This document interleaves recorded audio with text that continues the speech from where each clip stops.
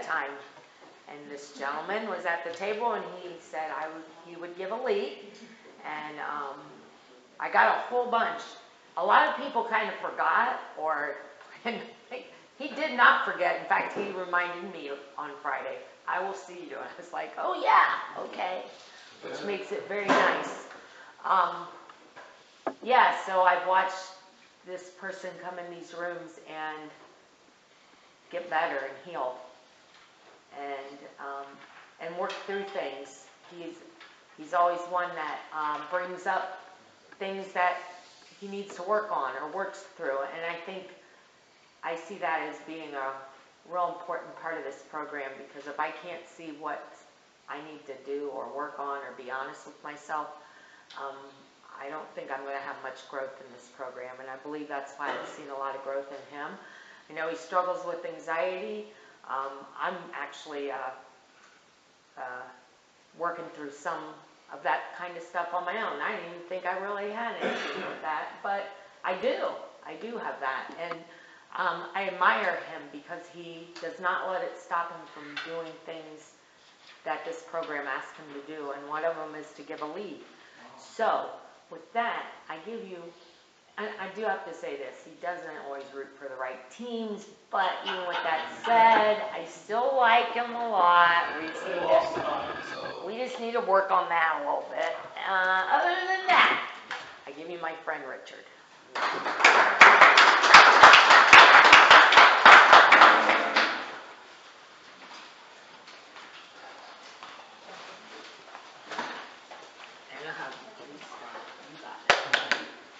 I'm Richard Alcoholic. Sober by the grace of God, the fellowship of Alcoholics Anonymous, period. My sobriety date is July 9th, 2018. My home group is the Ministry Down to Earth group. My sponsor is Gary T. I'm grateful for all of that. I guess a little bit of what it used to be like. I was born in Colorado. We bounced back and forth between Oklahoma, Colorado, and California for a long time, till I was about 6th grade. I think we moved to Colorado for the last time. 6th grade to high school in Grand Junction, Colorado. I was the kid that always felt left out. My brothers and my cousins would take turns poking the bear until I blow up on them, and then the other one would come in and do the same thing, and they thought it was funny. I had my first drink at about 14 or 15 years old, blacked out, allegedly took a leak in the clothes hamper. That was the first time I ever drank, and it was like that already. Throughout high school, I drank on the weekends or whatever, whenever we could. We couldn't always get it, but then I got a job. I had money for my junior and senior year, so it was a little bit easier to get it. Money talks or whatever. Then at 19, I joined the Marine Corps right after I graduated high school. I turned 19 April 24th, graduated high school May 22nd, went to boot camp June 23rd or something like that. And that was where my drinking excelled. I was still underage, but it was still available. Most places I went, they didn't really care. They'd serve Marines. Got in a lot of trouble with the Marines while I was there. After 3 years in, I had orders to go to Okinawa, Japan, and they gave me 30 days of leave before I went. Well, they canceled my orders at the last minute. I had already had my trip planned out. I asked them if I could go, and they said no, and I went anyway. It's been about 4 weeks. I spent the first week with my mom, and make a long story short, they got a hold of me when I was with my aunt. My mom told me if I didn't go back, they were going to call the cops on me if I didn't go talk to the recruiter.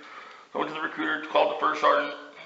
He said, we'll get you out if you want out. So took that long trip back, Greyhound bus trip from Grand Junction, Colorado to Camp Lejeune, North Carolina. Every time the bus stopped, I wanted to get off and never look back.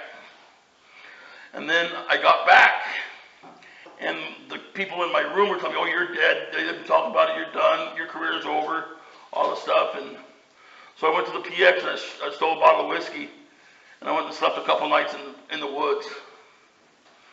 And got caught shoplifting from the PX, and I went to the brig for 30 days.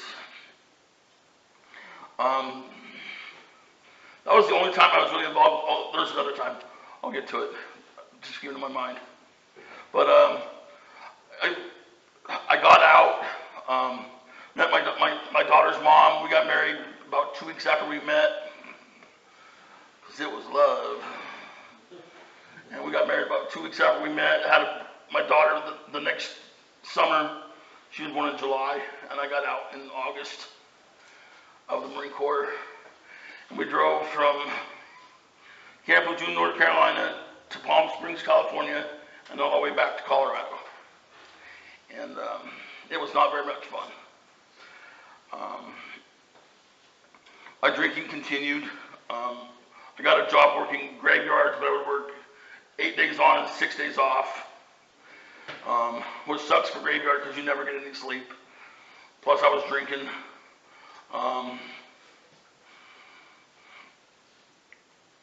Got in an altercation with my wife at the dentist at the hospital, and they arrested me for physical harassment.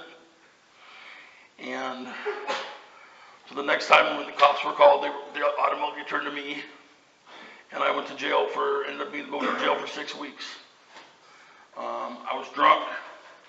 I was probably blacked out. I don't really remember what happened, but it is what it is. That's what happened. Went to my first rehab shortly after my wife left, after I got out of jail.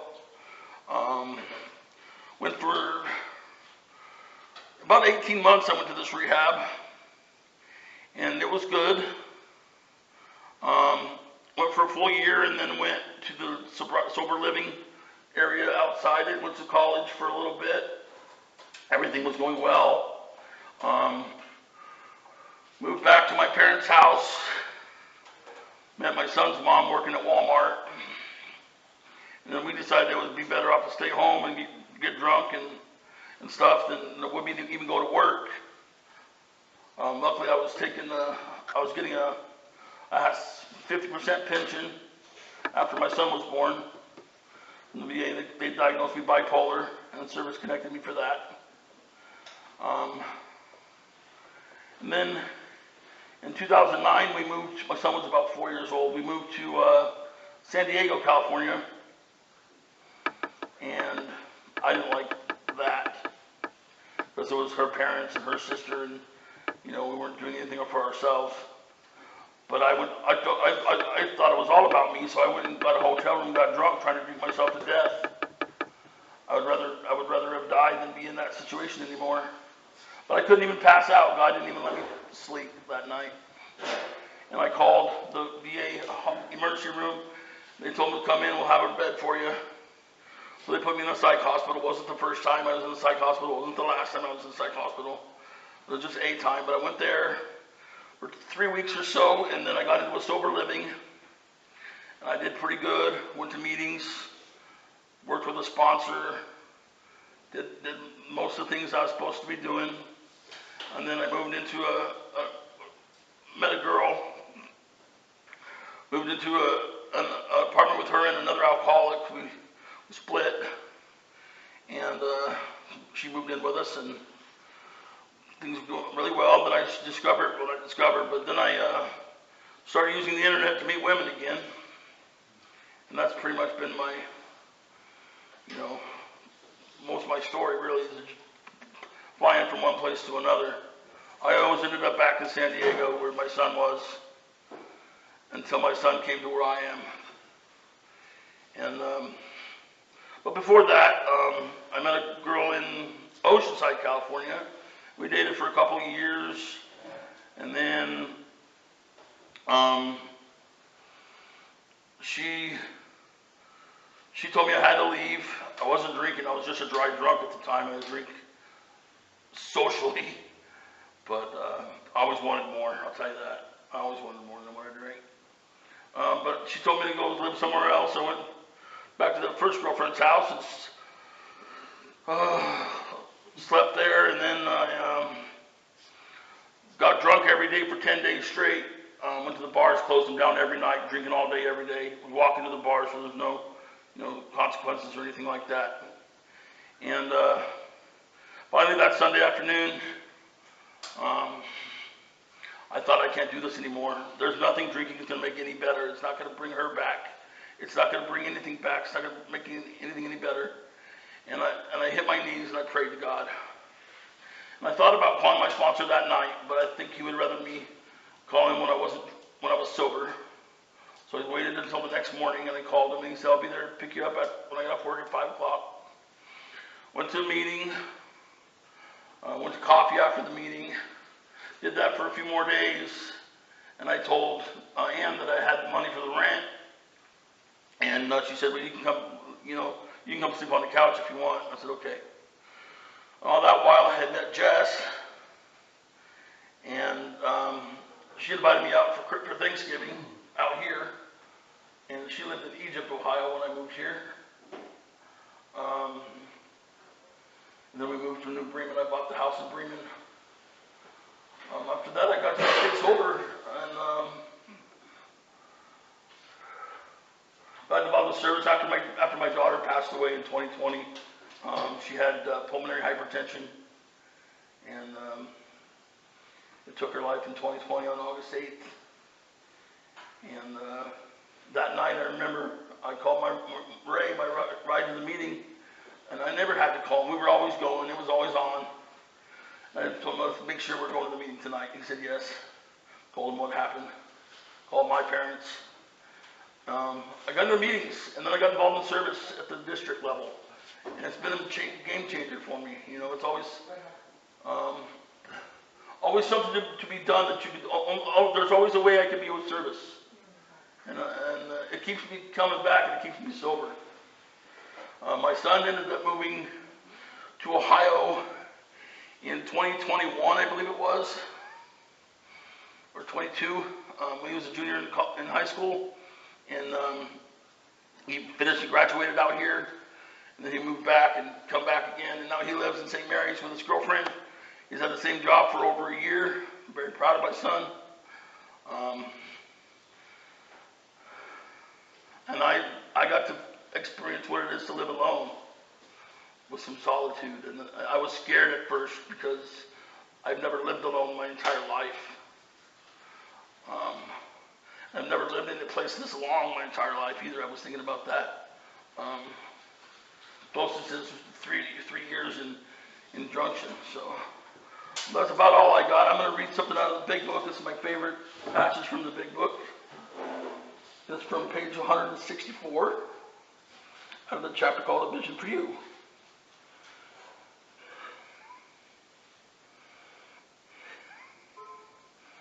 It says, our book is meant to be suggestive only. We realize we know only a little. God will constantly disclose more to you and to us. Ask him in your morning meditation what you can do each day for the man who is still sick. The answers will come if your own house is in order. But obviously you cannot transmit something you haven't got. See to it that your relationship with him is right, and good events will come to pass for you and countless others. This is the great fact for us. Abandon yourself to God as you understand God. Admit your faults to him and to your fellows. Clear away the records of your past. Give freely of what you find and join us. We shall be with you in the fellowship of the Spirit, and you will shortly meet some of us as you trudge the road to happy destiny. May God bless you and keep you with it.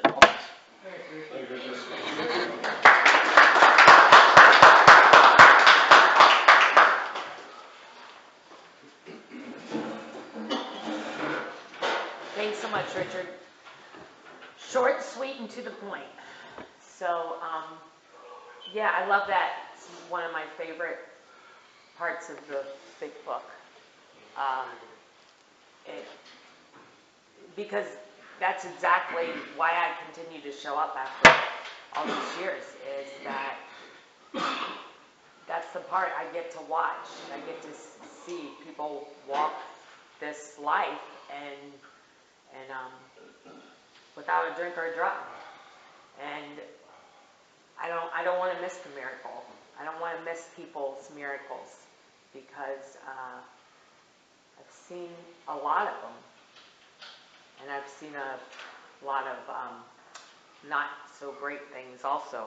So I'm here to see the miracles. I'm not here to see the other stuff because it's hard to lose a friend, and we all know where this disease can take us. And I've seen people die in this program. So it is life or death. So I'd much rather see people walk the happy destiny route. Yeah, so we're going to share a little bit, and when we are finished sharing, we can either talk about the readings a little bit, or I'll grab a popsicle and we'll share on whatever I pull out. So with that said, I'm going to open up the floor to anyone that would like to comment. I'm Jim. Hey, Jim. Thanks, Richard. Thanks for coming all the way over and telling your story. I've heard your story a few times. It fits where you're definitely where you belong. And then, it just,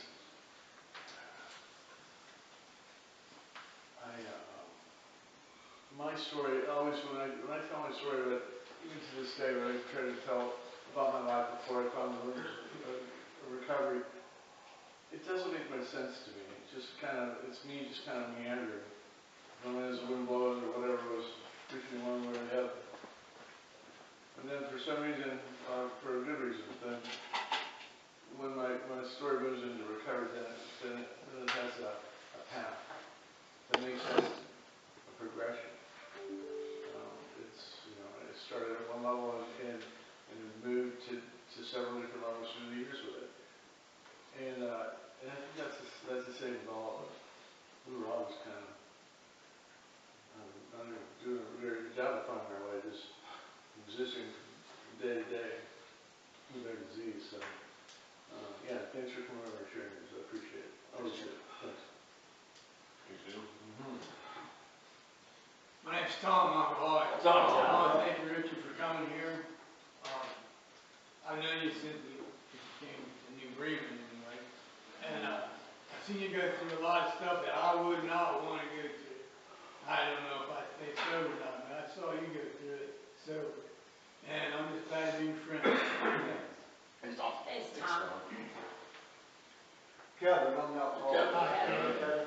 Thanks, Richard. A good lead. I've heard you a few times, and I remember when you come to this area and start coming around meetings, and there is, it's true, there's a lot of things happened, but you worked your way through it, and that's what, we're here for, and this program is here to help people, that's what we do. And, you got involved in service and got, involved in the meetings and things like that. And, that's just what we're supposed to do. So, good job, and just keep doing what you're doing. And thanks for being my friend. Thanks, Kevin. Thanks, Kev. My name's Wes, I'm an Oh, alcoholic. Wes. Thanks for stepping up, Richard. Thanks for being an important part of the community. You come and you share, you do service. And so you lead by example. And that's a great thing. But by the way, I live by myself. I have for a long time now. I've traveled for a living. I suppose you'd say I've been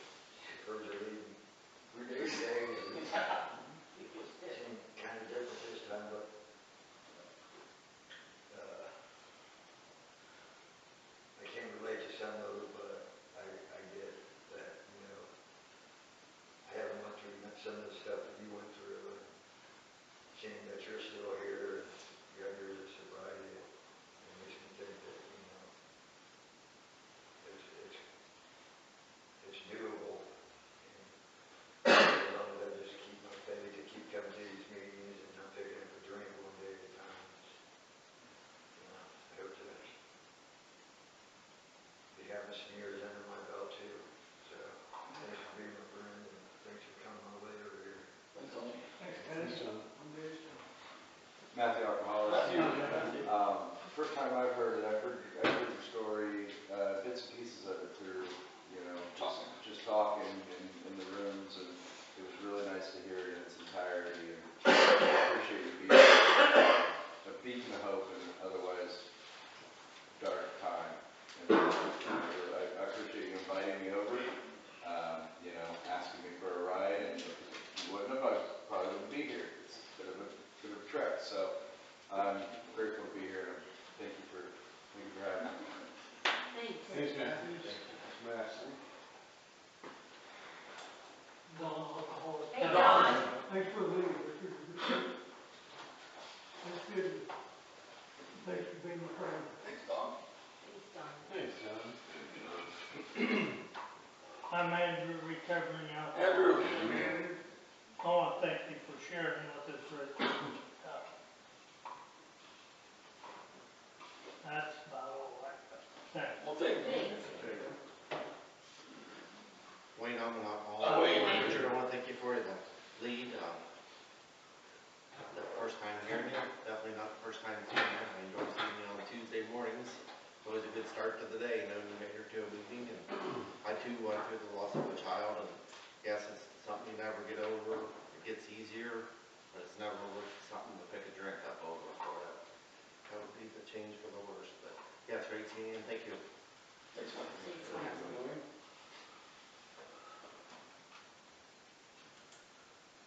Anybody else? Yeah, Caden, alcoholic. Hey, Ken. I just want to say thank you for sharing. We kind of share the same thing as Harold Friday. Hearing anybody's story, really, it's just, no matter how different the scenarios or what the scenarios are, there's always something to relate to, something to, I guess, remind me of what the bad times were like.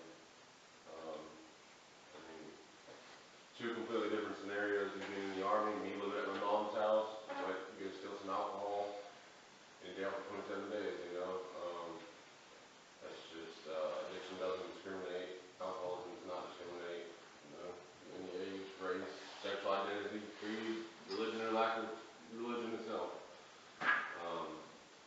It comes for anybody and everybody. Time pass. Thanks.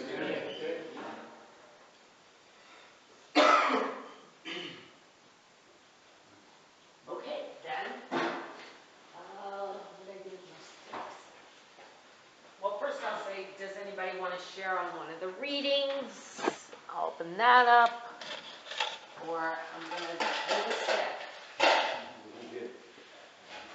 Because I don't have that great memory anyways. All right, Don, hold a stick, buddy. What are we gonna talk about for a little bit? Humility. Oh, pick a new one. You know what? That means we need to talk about it. Alright, that's fine. Yeah, I can deal with it. can you deal with it? I'm working on it. Okay. Well, you want to start then? Yeah, sure, I guess. Okay. Humility, I try my best to work on, but I also suck at it. Trying to find that perfect balance between not being too good or not being worth fucking nothing. Some days I'm either just beating myself up or pulling myself. And, I don't know, it's like when I'm pulling myself, the people that I'm close to,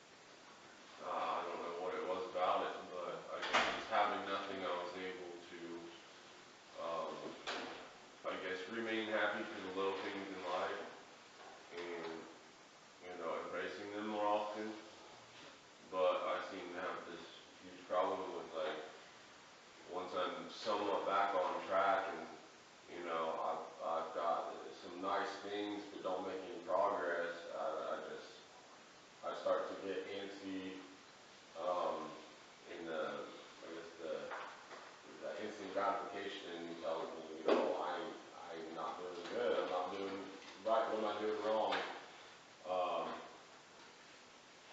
But, yeah, I mean, definitely, I work on everything. Okay. Thank you. Thank you. My name's Wes, I'm an alcoholic. Wes. Humility is, the number one is not humiliation.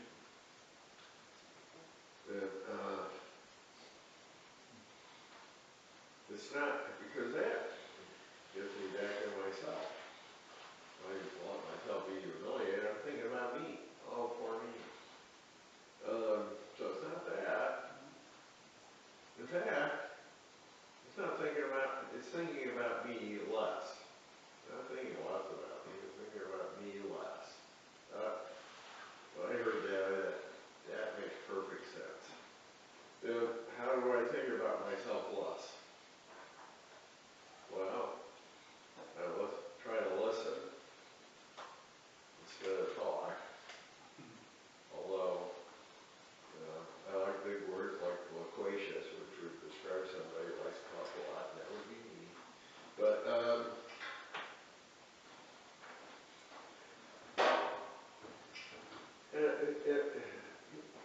being humble is just trying to do the next right thing and trying to be helpful when you see a chance to be helpful to other people or just be kind to other people.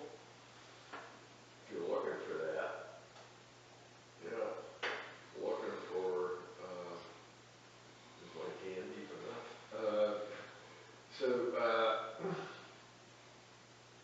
Just not thinking about myself as much.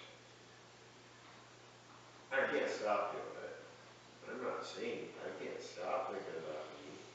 In fact, I'm a really vain son of a gun. You know, I gotta have, my clothes just gotta be right, and, you know, it's only been the last few months that I quit dyeing my hair. I started dyeing my hair when I was 40, and now I'm 76, and I finally decided maybe I could be gray, and maybe so yeah, I'm vain. I'm proud.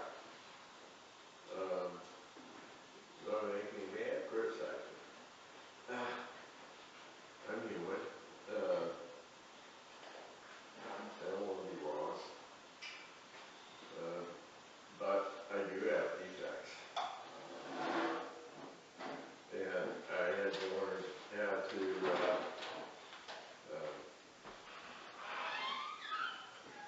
make amends as quickly as possible and admit when I'm wrong as soon as I know I'm wrong.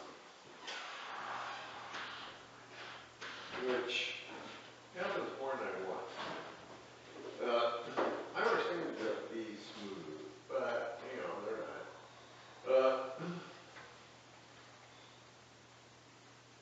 The other thing, besides just trying to use every trick in the book not to think about yourself, not to think about myself, is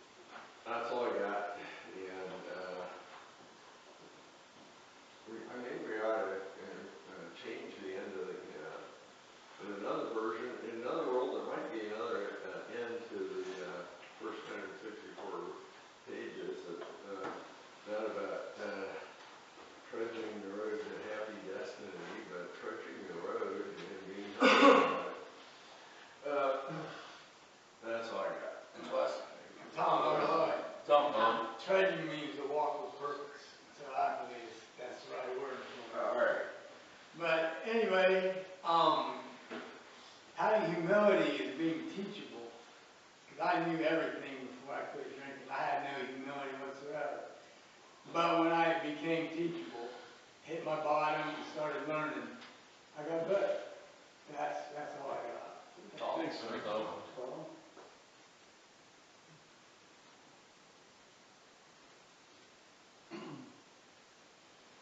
I'm Jim, I'm an alcoholic. Jim, I think to some degree, every alcoholic has an issue at some point in time with humility. I mean, it's such, because so much of active addiction, no matter what drug it is, we're consumed with ourselves and feeding the addiction. It's abnormal. We can't think of anything but that. And it distorts everything. So, aside from, looking at a sign every 5 feet, that says, be humble, or stop being such an idiot like that, when I noticed it with me, is when I could finally change my train of thought away from just what I needed to what others might need. And I took it seriously with doing God's will, and I prayed for that in the morning to do God's will that day. And chances are that's going to be something involving somebody, something I can do for somebody else. And when I do that, as with so many things in this program, it's going to be a long list of things for me to read every morning to try and be like, or remember to do, or not do, or all this stuff. But if I wake up in the morning, if I pray, if I meditate, if I think about God, if I plan a meeting, go to another recruit, another alcoholic to find somebody else to talk to, and then do my best to try to do God's will that day. Chances are I will have spent a fair amount of that day not thinking about myself. And I think that's a good spot for me. And when I do that, I stay sober and I sleep a lot better. That's all. Thank you, Jim. I'm Joni, I'm an alcoholic. Joni. I like this definition. The quality of having a modest view of one's value or importance. So I think humility for me means that I am no longer in control. And that I need people. And I need to ask for help. And that was like, I thought that was such a weakness. But it's such a bad thing. And to know that I'm no worse or no better than any other person that walks this earth, and to know that we need each other. People need one another. And so to be able to, know if someone asked to sponsor me, will you sponsor me? And I'm thinking, that's a great honor. But I also know today that that person that just asked me is going to help me as much as I'm going to help them. That has become very clear. And I think in that beginning, it was almost like this ego thing, like, oh God, But today it's not that. Today I've kind of figured out that maybe that person's been placed in my path because I need help with something. But I have to remain open-minded. I think somebody already said teachable. And, our friend Jerry, it's a school of life, we never graduate.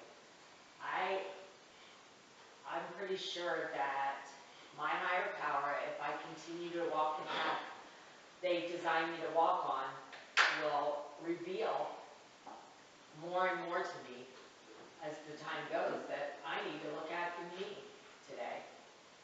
I wish they would kind of stop that shit though, because sometimes it's like, oh God, I don't want to look at that. Who wants to go there? That could be kind of painful. But if I don't keep that clear, that path between my higher power and I, then I'm going to lose that whole spiritual connection and that guidance that I so need today.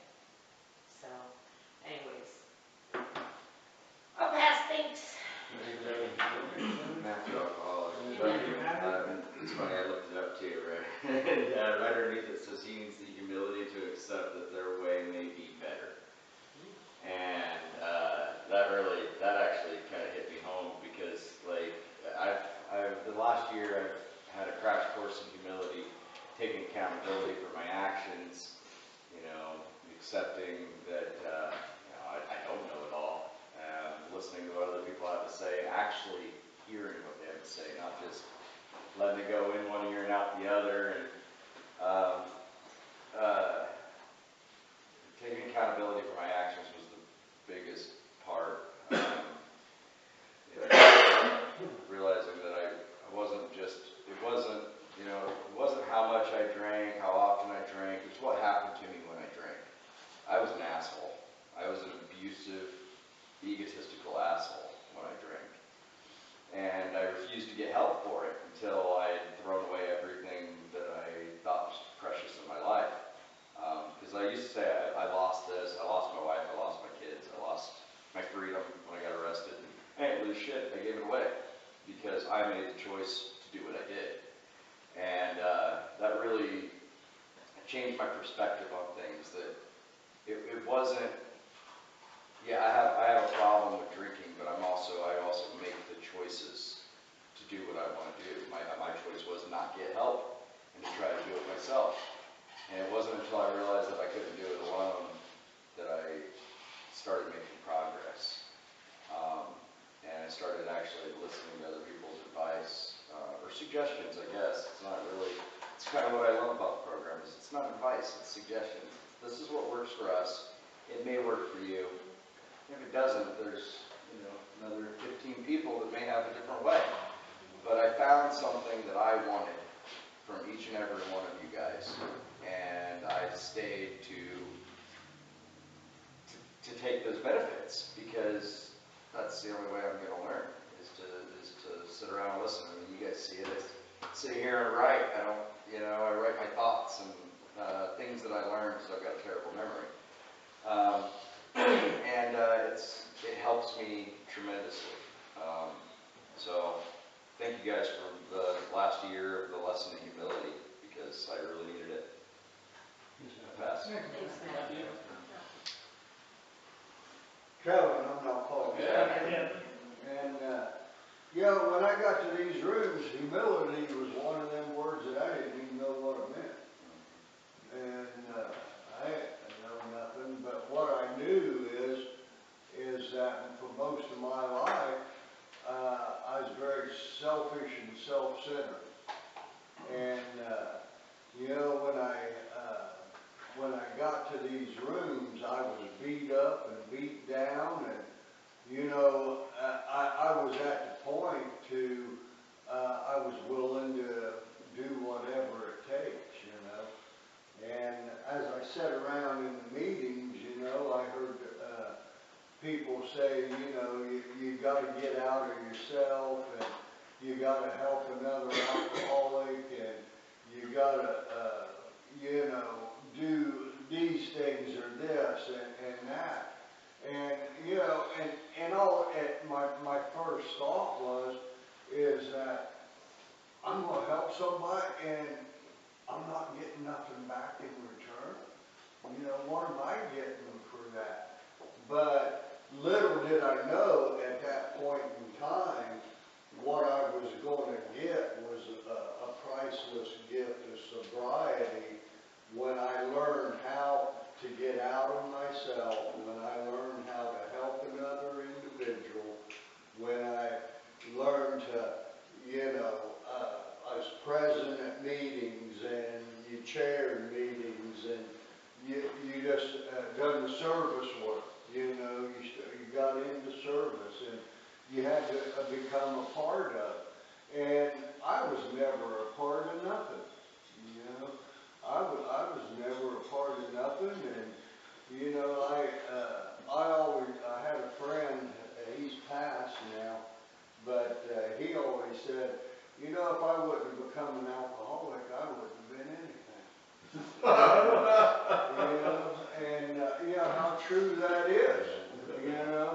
I mean, you know, I was a parent, I was an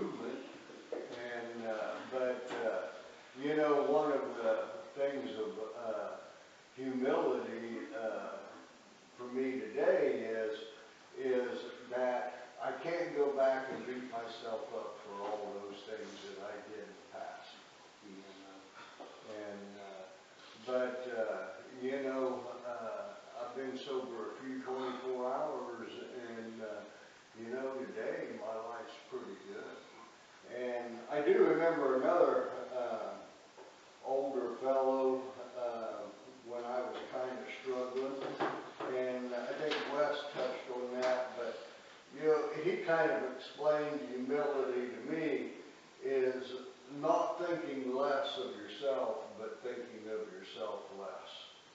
And, you know, and that's, you know, pretty important thing, you know, because, you know, there's still times today that I'm all I can think about. You know, but, you know, I gotta learn how to get out of that. You know, I learned how to get out of that. And I know that when I'm in that state of mind, I gotta do something. I gotta change. You know, I gotta change something. And, go to a meeting, pick up the phone, pick up a book, you know, I gotta do something because, it's real easy, I can get lost in myself and, you know, not have to go very far. It's not a long trip to get lost in myself, you know. And, but, you know, I'm grateful today, I'm sober, and, you know, life's pretty good today, so I'll pass with that. Thanks, Scott. Well, friends, we're at the top of the hour. Does anybody else want to take a quick share? Okay, then you see here what you're here, let it stay here, or meet out there at the end of the tables for the art box.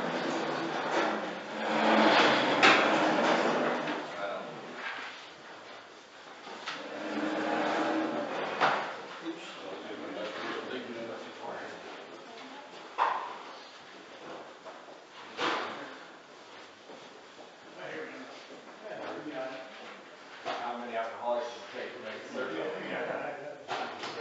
Well, we're looking like second graders, we can do it.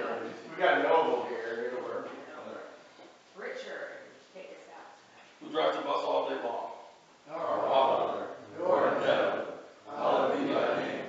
Thy kingdom come, thy will be done, on earth as it is in heaven. Give us this day our daily bread, and forgive us our trespasses, as we forgive those who trespass against us. And lead us not into temptation, but deliver us from evil. For thine is the kingdom, the power, and the glory forever. Amen. Ye come back, works as we work. And you're worth it. Okay. You're really good. What time? Really good. I didn't make the right of it Sunday. I don't really know anymore. You saw up there, they got home from the last time. Yeah, well, what did they party? My own son. Oh, okay. Yeah. That was Got rid of the order. It's that office. And, they did an X-ray and stuff. How you doing? All right. All good to go there. So, Oh, Wes, howdy. Yeah, that wasn't, hey!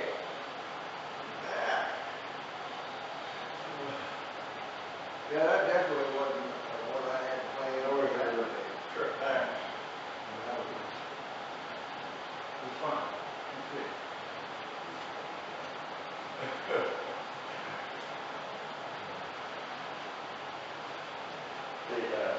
Yeah, that was so fun.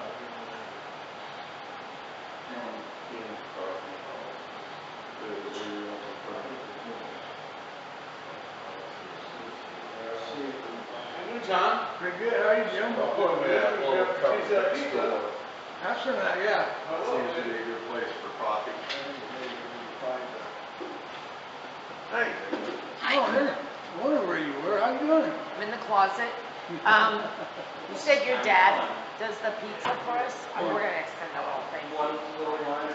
Cool. Yeah, you like that.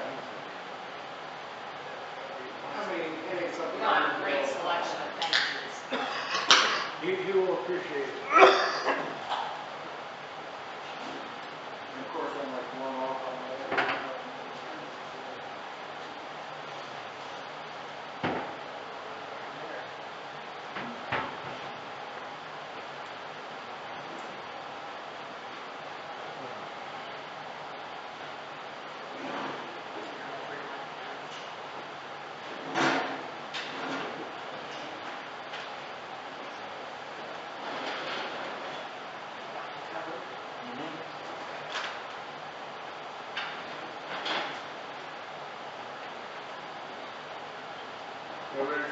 Some, I'm ready. Got this, Very good. got plans in my family, everything's good. Right, calendar for your, you can put a couple of extra things in there. Oh, there we go, look at that. Nice. Thanks, buddy. Put it in the bottom of the bag and I forgot it. I didn't even remember they were there. What's that in there?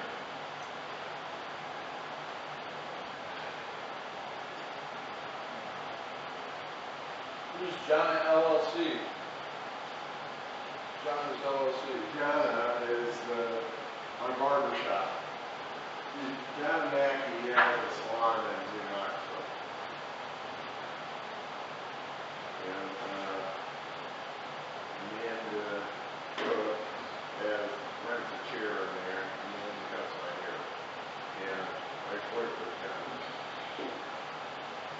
She has a big picture of, she has a full-size, full-height glass door.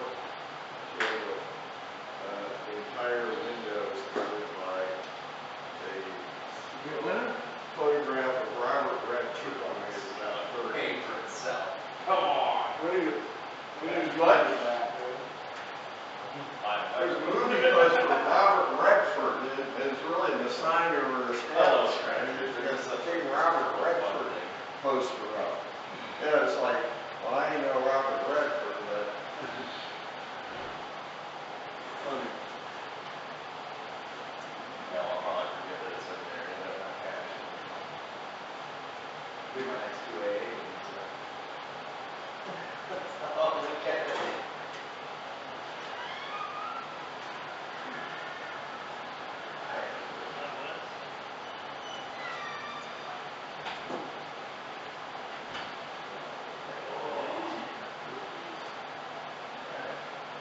We'll see you in about 15, 20 minutes. Friday. We'll see what we can do. Oh, yeah? Clusters? I didn't see any codes going around your house over there. We all right? I never had any problem with That that. is, that's it. Or if I did have it, I didn't really affect me anyway. Yeah. The same thing happened, last December, all three of my family members got COVID, and nothing happened. I took care of the babies, I got the wife medicine,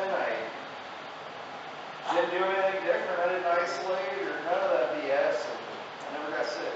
I never had it back during the pandemic. Yeah. All in, I never had it then. No. Or if I did, I didn't have symptoms. You didn't have it once? I didn't have it. I just had it once.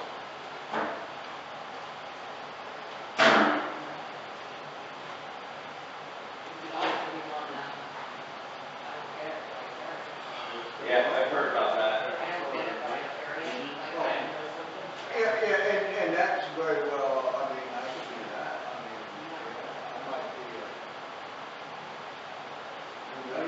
Asymptomatic. I might be one that brought it around. Yeah, they do. Well, nobody, they said it was more, that was more common with children. That children. Yeah, that was Wednesday.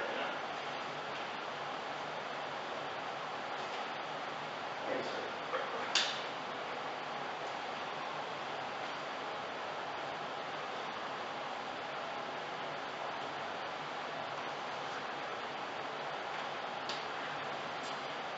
I told you, Andrew, how are you? get by. Good to see you. Hey, Andrew, how you doing, bud? Good to How's see you. Florida? Good. Warm? Hey, Yeah. How are you? Good, how are you, Wes? Hi. Nice to hear you. How you doing? I'm getting a little ridiculous. My name's Tom. Going through a midlife crisis. What is it? Michelle? Michelle? Oh, welcome. Come on in. Somebody pointed out that I was doing ball the other day, like a year ago, and I was like, oh,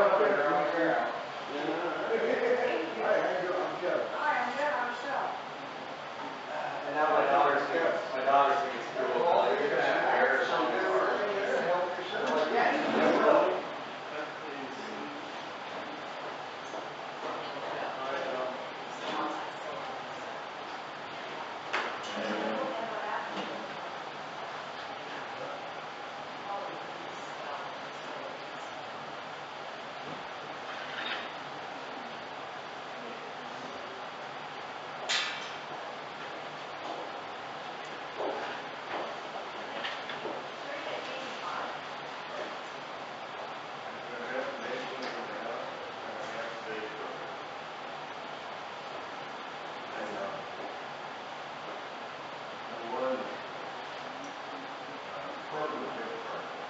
Thanks, man.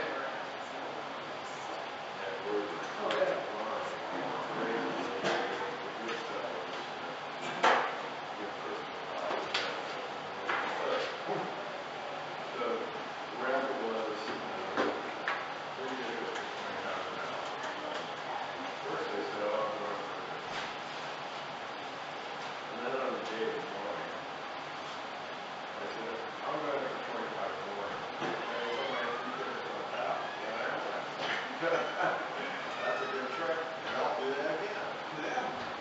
So I went to Kroger and, Fred. and Fred. they say, Fred. scan the river roast. You doing? $10 a pound. So I butchered my rib roast, we got 7 steaks. Right. Richard started cooking the bones in the Instant Pot to eventually make even noodles. Roasted the bones. So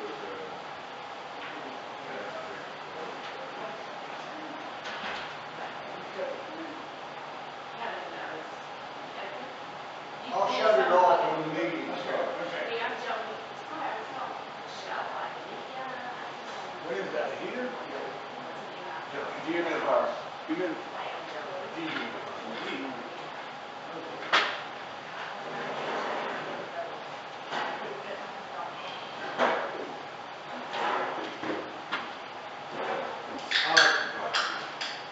I like your glasses. I think you like them. Yeah, they're interesting. These little walks. They're quite right, or No, when they're on, it's supposed to be like this. It's on the way up here, over here. Right, not too bad.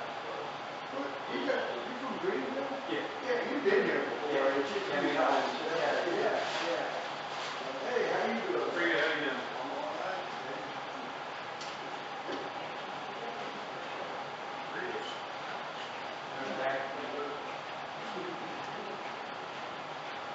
Hi guys, I'm Jim.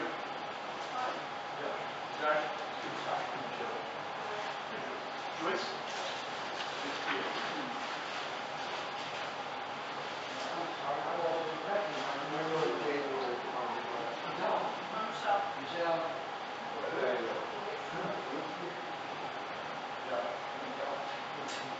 Bob. Hey, Bob and Tom. Nice to meet you, Sean.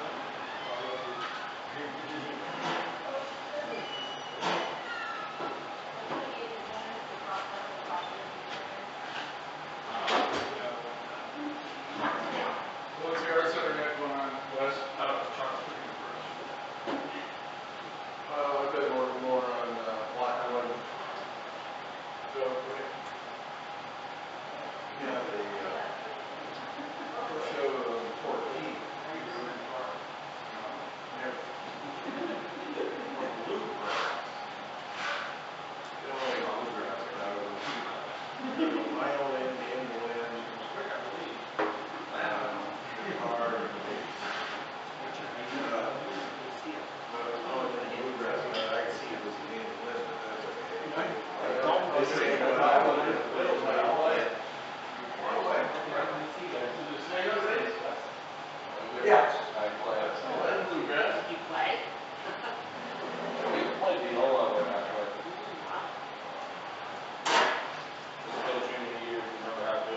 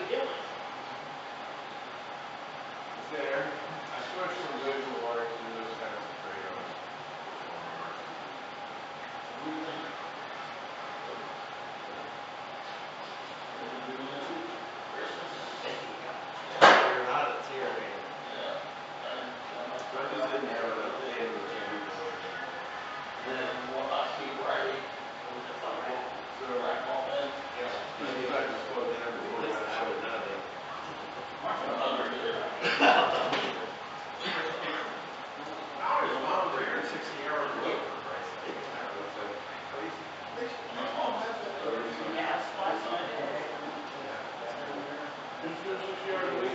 Wes, voluntary. Same place as the other. I say cut back, it goes 70 times 4 to 70 hours. And then they still got the hospital. So you're not doing anything with that? I quit on the art center. You put on that, okay, totally shut out, okay. How am I gonna get a job? Yeah, I used to get down there once in a while. I haven't been down there for a while. I need to make a trip down there. Lost my connection. The people, they don't go over there. So I was thinking of doing this. When it's 60 hours a week. The last time I was. I don't either. Wasn't much there. Was you upstairs or was you down? No, it's in the back. As soon as you walk through the doors, it's like right there on that corner. Yeah, it used to be upstairs, that's right, yeah. Marshall County still Yeah, I needs haven't been stuff. down that way for a long time. And I still got a connection with the library, so Used to know a lot of guys. maybe you'll put something together. That is the library. You know, either fly or moved on or done something. Library. Well, this is a possible, bacon. Meat lovers with mushroom and onion. I didn't do it. Meat lovers with mushroom and onion. It's awesome. I like spring pizza. Like even like olive, like everything. They do it the Couldn't same think of every anything week. better to do on Sunday. One of the class, but the teacher was already. How you got it? Pretty good. Yeah. Doing what's in it.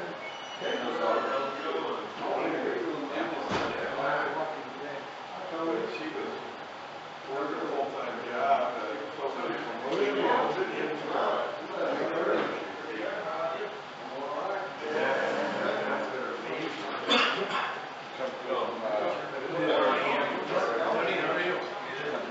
I didn't go. I think, Good job there. Yeah. Good, how about you?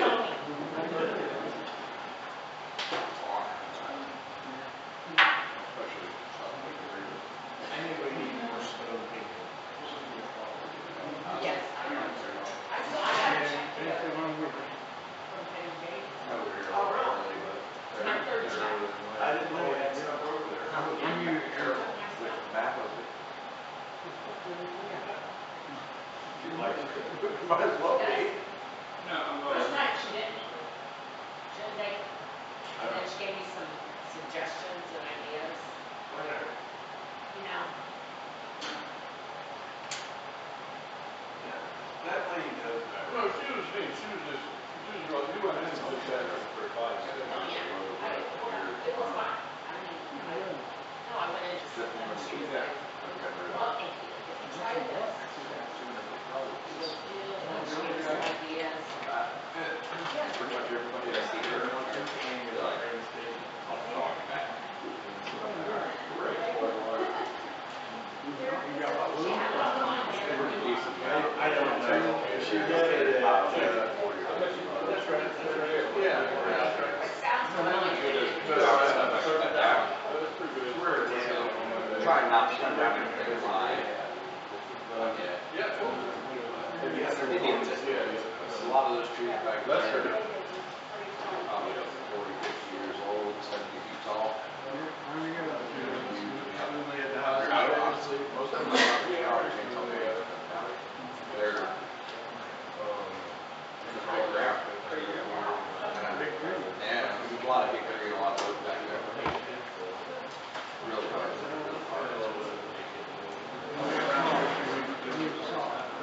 Good chainsaw. Yeah.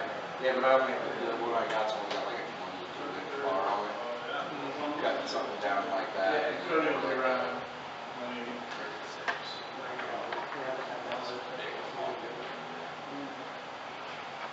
Like that.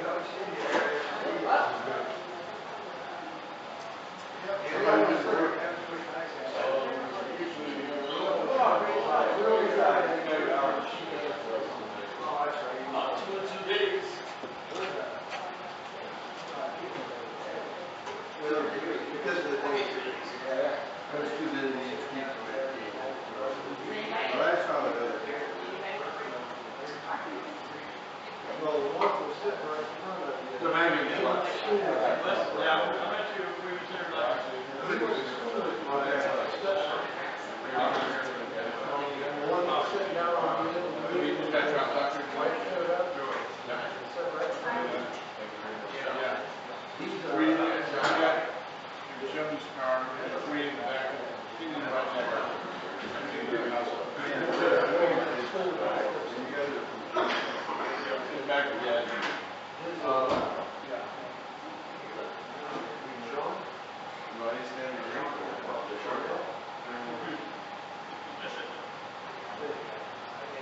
Yeah, but Al's got something, what's he been up to? Oh, it's great. Oh, let's see, yeah, Honey, you wanna dial in? yeah. Wes, make sure you're not connected.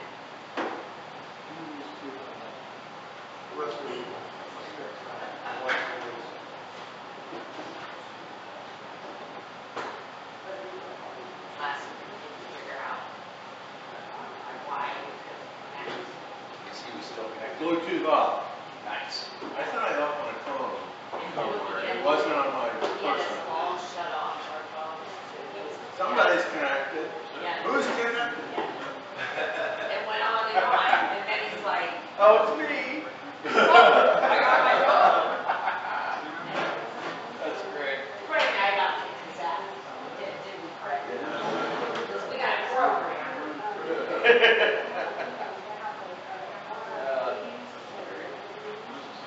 I'll turn my Bluetooth off.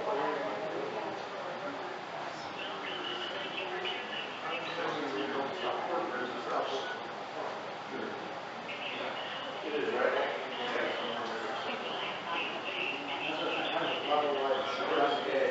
Somebody's connected. We start getting daylight back tomorrow, don't we? Yeah. Winter solstice, huh?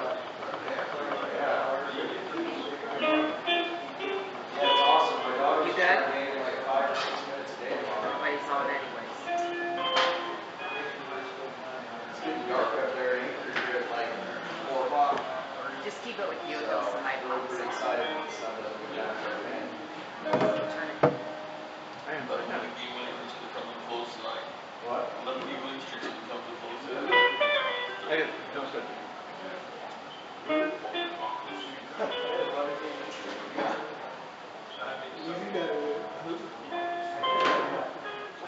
Hey, you know what? I'll touch it and nope, tell me.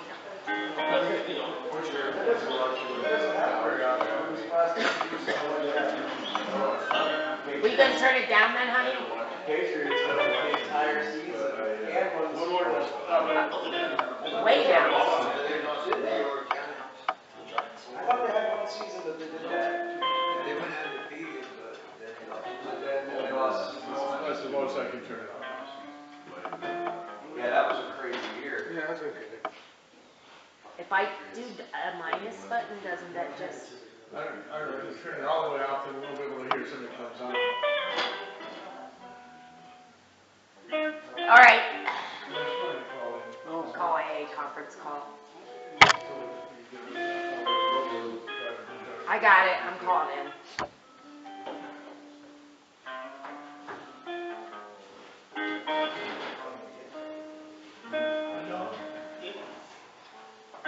Hey, Don. Somebody at that company should go, hey, you should change your song, because this song really sucks. You would think that any company has had enough people to decide that. See, we got somebody in. Hey, is anybody on?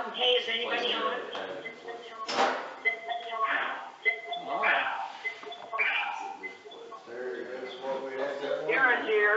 Hey, awesome, thanks. I got off then. Okay. Hey everybody, my name's Joni. Welcome to the Fort Recovery Group of Alcoholics Anonymous. If you would like to, would you please help me open this meeting with a serenity prayer? God, grant me the serenity to accept the things I cannot change, the courage to change the things I can, and the wisdom to know. Now, I'm going to read the preamble for this. I'm Andrew, recovering alcoholic. Andrew. AA preamble. Alcoholics Anonymous is a fellowship of people who share their experience, strength, and hopes to each other that they may solve their common problems and help others to recover from alcoholism. The only requirement for membership is in the desire to stop drinking. There are no dues or fees for AA membership. We are self-supporting through our own contribution. AA is not allied with any sect, denomination, politics, organization, or institution. Does not wish to engage in any controversy. Neither endorses nor opposes any cause. Our primary purpose is to stay sober and help other alcoholics to achieve sobriety. Thank you, Andrew. Thanks, Andrew. Have another friend that's gonna tell us how it works. Tim, alcoholic. How it works. Rarely have we seen a person fail who has thoroughly followed our path. Those who do not recover are people who cannot or will not completely give themselves to this simple program. Usually men and women who are constitutionally incapable of being honest with themselves. There are such unfortunates. They are not at fault. They seem to have been born that way. They are naturally incapable of grasping and developing a manner of living which demands rigorous honesty. Their chances are less than average. There are those too who suffer from grave emotional and mental disorders, but many of them do recover if they have the capacity to be honest. Our stories disclose in a general way what we used to be like, what happened, and what we are like now. If you have decided you want what we have and are willing to go to any length, then you are ready to take certain steps. As some of these we bought. We thought we could find an easier and softer way, but we could not. With all the earnestness at our command, we beg of you to be fearless and thorough from the very start. Some of us have tried to hold on to our old ideas, and the results was nil until we let go, absolutely. Remembering that we deal with alcohol, cunning, baffling, powerful. Without help it is too much for us, but there is one who has all the power. That one is God. May you find him now. Half measures availed us nothing. We stood at the turning point. We asked his protection and care with complete abandon. Here are the steps we took, which are suggested as a program of recovery. The 12 steps. 1, we admitted we are powerless over alcohol, that our lives had become unmanageable. 2, came to believe that a power greater than ourselves could restore us to sanity. 3, made a decision to turn our will and our lives over to the care of God as we understood him. 4, made a searching and fearless moral inventory of ourselves. 5, admitted to God, to ourselves, and to another human being the exact nature of our wrongs. We're entirely ready to have God remove all these defects of character. Humbly asked him to remove our shortcomings. 8, made a list of all persons we had harmed and became willing to make amends to them all. 9, make direct amends to such people wherever possible, except when to do so would injure them or others. 10, continue to take personal inventory, and when we were wrong, promptly admitted it. 11, sought thorough prayer and meditation to improve our conscious contact with God as we understood him, praying only for knowledge of his will for us and the power to carry that out. 12, having had a spiritual awakening as a result of these steps, we tried to carry this message to alcoholics and practice these principles in all our affairs. Many of us exclaimed, "What in order? I can't go through with it." Do not be discouraged. No one among us has been able to maintain anything like perfect adherence to these principles. We are not saints. The point is that we are willing to grow along spiritual lines. The principles we have set down are guides to progress. We claim spiritual progress rather than spiritual perfection. Our description of the alcoholic, the chapter to the agnostic, and our personal adventures before and after make it clear 3 permanent ideas. A, that we were alcoholics and could not manage our own lives. B, that probably no human power could have relieved our alcoholism. C, that God could and would if he were sought. Thanks, Tim. Thanks, Tim. And real quick, I have a couple thank yous. I'm gonna start back there. One is for the church I'm getting ready to send them out a check. So, and the other one is for Tom's dad, who's been furnishing us with these wonderful pizzas all the time. So I'm gonna start that back there, and I'm gonna let my friend read the AA promises. Caden, I'm an alcoholic. If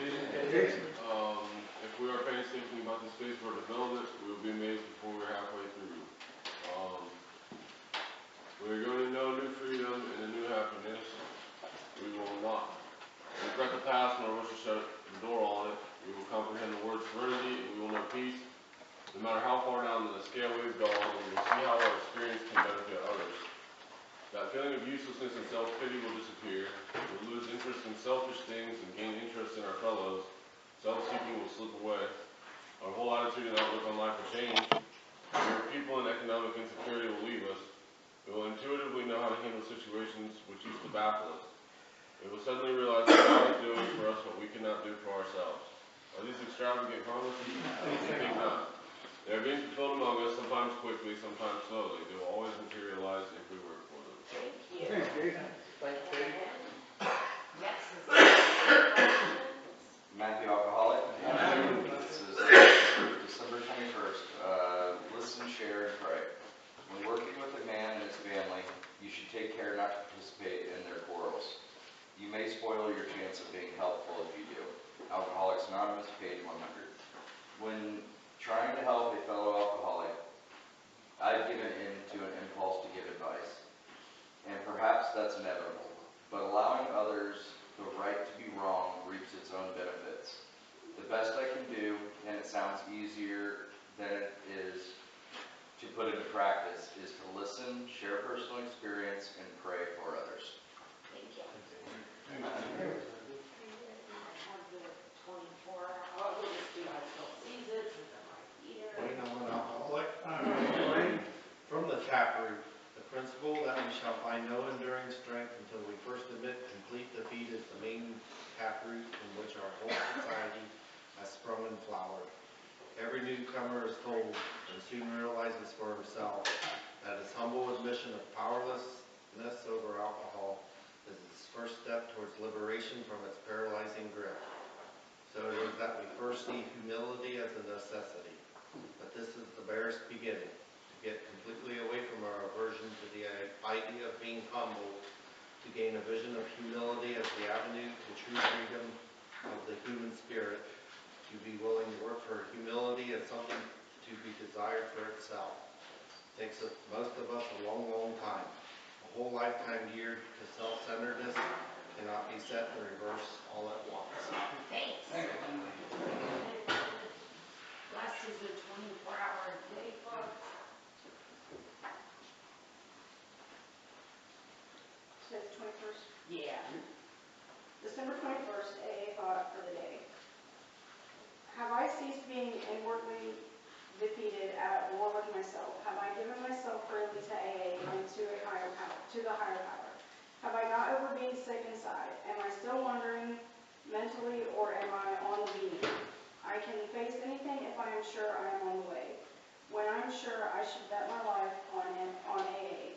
I have learned how the program works. Now will I follow it with all I have, with all I can give, with all my might, with all my life? Am I going to let AA principles guide the rest of my life? Do I keep reading? Yeah. Meditation for the day. In this time of quiet meditation, follow the pressure of the Lord's leading. In all decisions to be made today, yield to the gentle pressure of your conscience. Stay or go as the pressure indicates. Take the events of today as part of God's planning and ordering. He may lead you to the right decision. Wait quietly until you have an inner urge, a leading, a feeling that a thing is right, a pressure on your will by the Spirit of God. Prayer for the day. I pray that today I may try to follow the inner pressure of God's leading. I pray that I may try to follow my conscience and do what seems right today. Thanks. Thank you.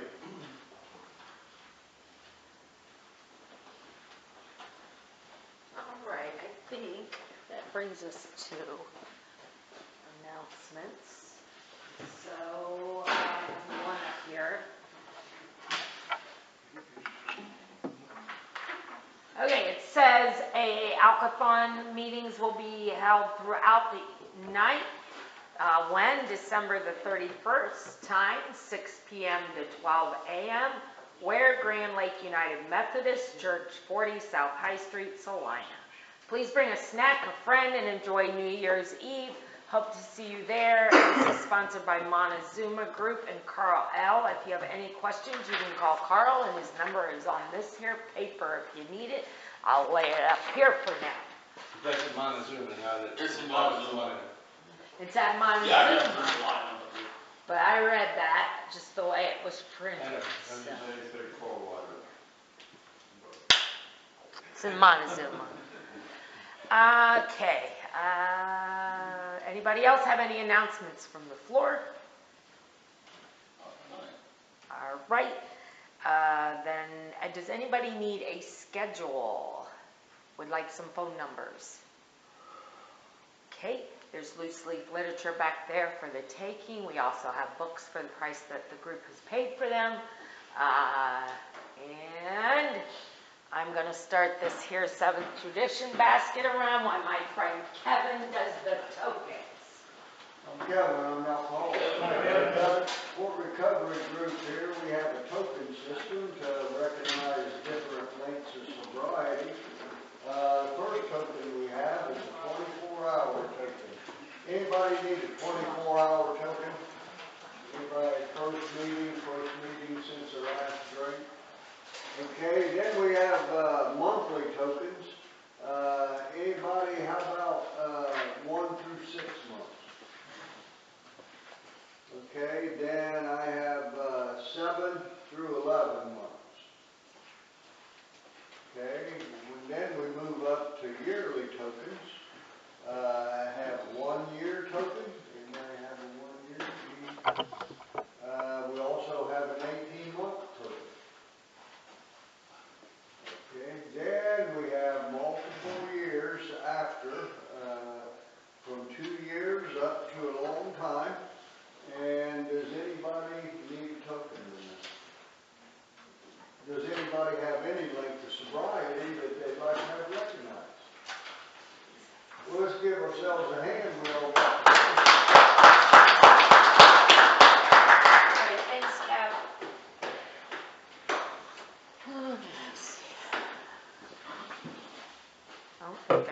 We're going to go around and introduce ourselves. I know I have Sharon on the phone with us. Is there anybody else that joined us on the phone?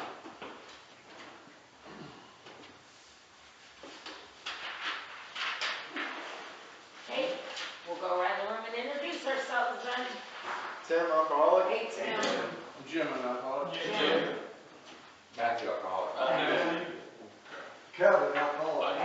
First alcoholic. My name's Wes, I'm an alcoholic. I'm Kenny, I'm alcoholic. I'm Fred, I'm alcoholic. Brad. James, I'm an alcoholic. Andrew becoming alcoholic. Andrew. Don, Don. Tom. Wayne alcoholic. Wayne. Right here, Tina. I'm Bobby, I'm an Hey, Bobby. Joyce, Hi, Joyce. I'm Michelle, I'm an alcoholic. Hey, Michelle. All right. That brings us to our lead this evening. I was going around at the old Coldwater anniversary, and I was lining up leads.